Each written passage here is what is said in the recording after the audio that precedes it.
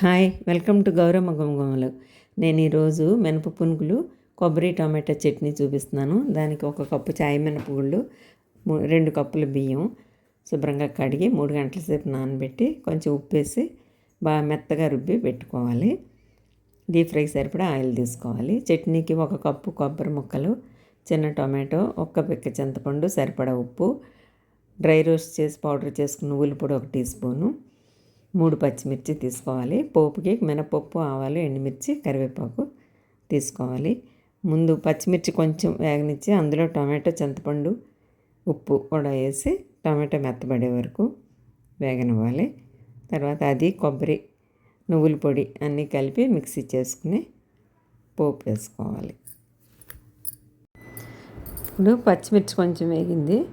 ఇందులో టమాటో, చింతపండు, ఉప్పు వేసి మగ్గనిద్దాం. ఇప్పుడు టమాటో కూడా మగ్గింది.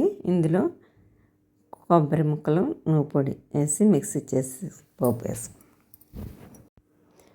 కొబ్బరి టమాటో చట్నీ రెడీ అయింది. ఇప్పుడు పునుగులు వేసుకుందాం. పునుగులకు పిండి రెడీ అయింది. అది ఈ కన్సిస్టెన్సీలో ఉంటే కనుక సరిపోతుంది. ఆయిల్ వేడెక్కింది. ఇప్పుడు పునుగులు వేసుకుందాం.